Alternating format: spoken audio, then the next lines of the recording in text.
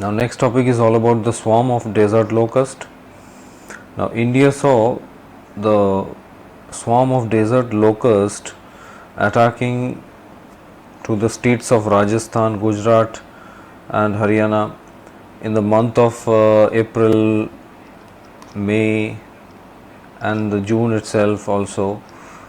So these are the times when the desert locust came to India, and this invasion of locusts had started from India-Pakistan border in the month of April, and it subsequently crossed the Thar desert and affected 16 out of 33 districts of Rajasthan, and it took the advantage of a favorable wind condition and that onset with the onset of summer, and the outbreaks of the insect attack have been reported from Gujarat also, Rajasthan, Maharashtra, Madhya Pradesh, Punjab, Haryana, Uttar Pradesh, and the Delhi government recently issued an advisory also to the farmers to spray pesticides and keep the possible attack of this desert locust at a bay.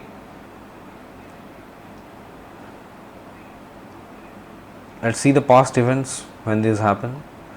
During the time of British, that is during this time, the British government began the research of the desert locust because some different locust plagues are happening at that time.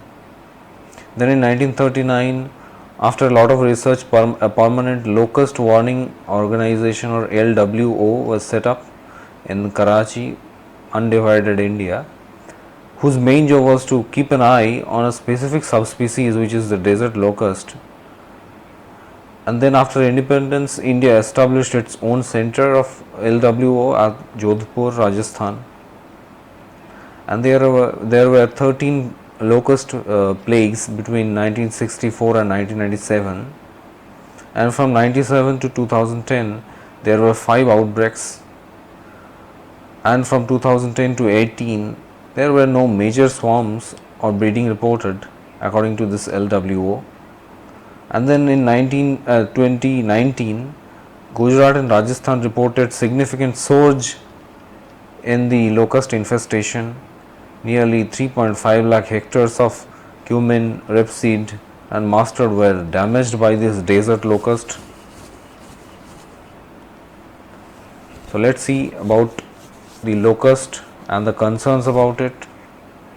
Now locusts, they are termed as the oldest migratory pests in the world. So they used to migrate from a long time. They are basically short horned grasshoppers, but they are not basically a grasshopper. Grasshoppers are little different, that is in behavior or in their appetite and all. So these grasshoppers, these locusts, they are generally traveled in the swarms, and they have a huge appetite and they multiply very quick, and they belong to a family called Acrididae. They have the ability to change their behavior and with respect to the changes in the weather and region. There are basically 10 major species of locust in the world, which is written in here, but out of these 10, only 4 are available in our country, India. And among these 4, the desert locust is the most dangerous, and this is here the desert locust, and this one is the Bombay locust, and this one is migratory locust. So these are the locust swarms which are coming, which are traveling together. So let's see some details about the desert locust. Now it is the most harmful among all these species of locust, and they are harmful to the plants and standing crops, and they are great threat to the Indian agriculture. They have their origin from the African region or Saudi Arabian plateaus, and their lifespan is around 90 days, and they have a huge capacity to multiply and form groups and migrate altogether relatively large distances. They can rapidly reproduce and increase to some 20-fold in just 3 months. And the locust swarms are highly mobile. That means they are always in the move and always together in lakhs. One swarm of locust can have around 80 lakhs of these insects. Locusts and grasshoppers, they are not the same. Locusts are a part of grasshopper family, but they differ in their movement and behavioral patterns. Desert locusts, they generally fly at a speed of around 16 to 19 km per hour depending on the wind speed. So basically they are depending on this wind speed and wind conditions, and they can cover around 5 to 130 km of distance in a day, which is a lot. It can cover a lot area, and it can stay in air for a long period of time. But when a solitary locust or a single locust flies, it usually flies at night. But whenever they are forming a swarm, they fly during the day. The swarm of locusts always stay together and eat the food and food of their size each day. So one locust can eat a food which is around their own size. So it's a huge appetite. Now widespread rainfall generates an increase in the numbers of the locust. So rainfall is a favorable condition for them. And the FAO, or the Food and Agriculture Organization, has recently warned that the locust numbers could grow another 20 times during the upcoming rainy seasons unless some control activities are stepped up.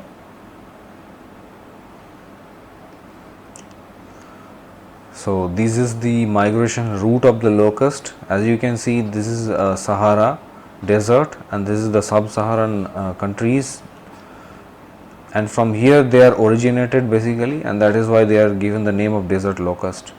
And from where they are traveling to this Arabian Peninsula, then with wind favoring to their breeding and other activities, they can also move to these areas, that is Pakistan, Afghanistan, and then subsequently they can come to our India through this Thar desert area, and subsequently now they are on the move into the deeper part of our country.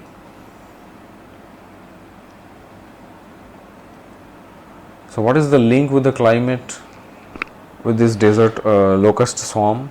There are two meteorological drivers which drives this particular development.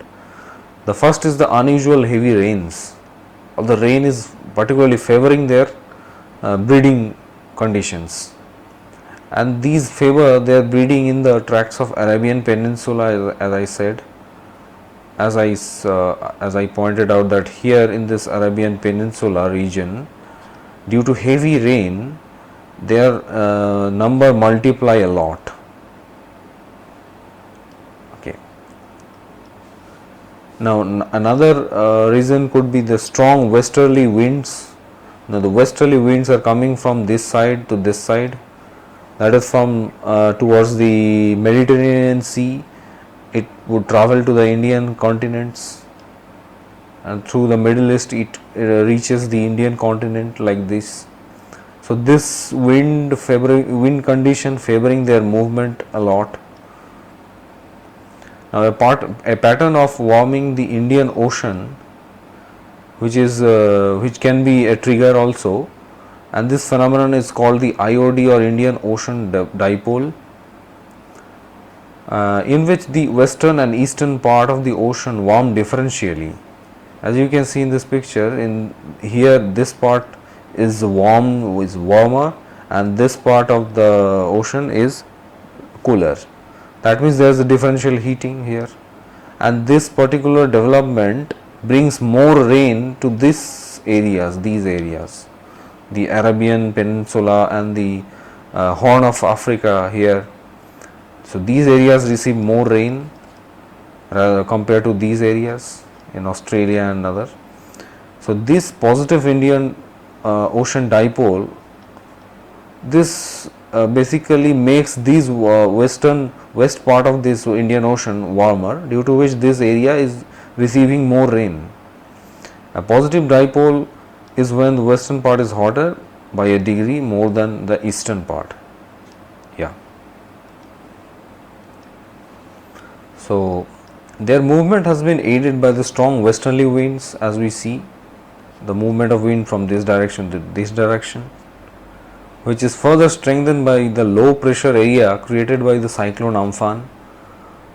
Now the cyclone Amphan recently occurred in the Bay of Bengal area, where a low pressure area has been created, and it further attracts the wind from the west area to the east area.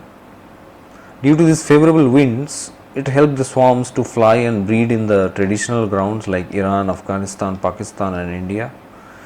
An experience shows that the locust plague usually follows a 1 to 2 year cycle, after which they are lull for the 8 year. That means they are stopped for 8 or 9 years. However, strong Indian Ocean dipoles are expected to become more frequent due to this global weather phenomenon, and it could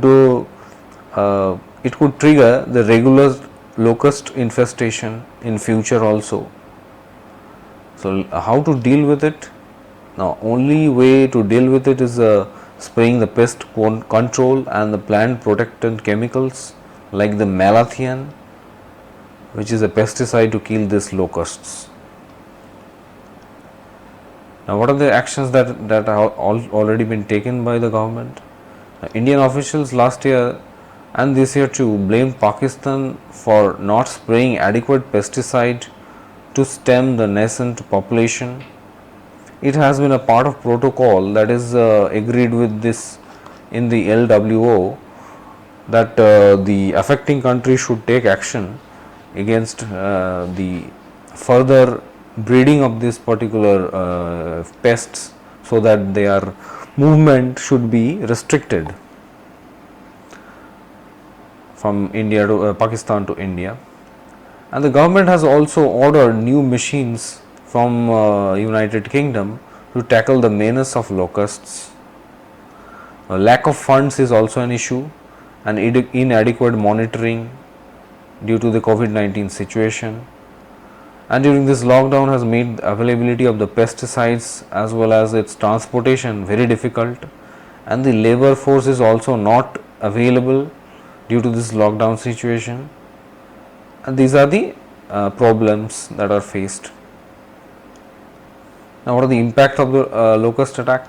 First, it will affect the food security of the country. If the breeding is not controlled, the Kharif season or the Kharif crops, Kharif season could be in threat, and the FAO has warned the locust attack could lead to a major threat to the food security of the countries. Now, it would affect the farmers, it would devastate their livelihoods, and those associated with the agriculture supply chain will be affected. Now, it would also affect the urban areas.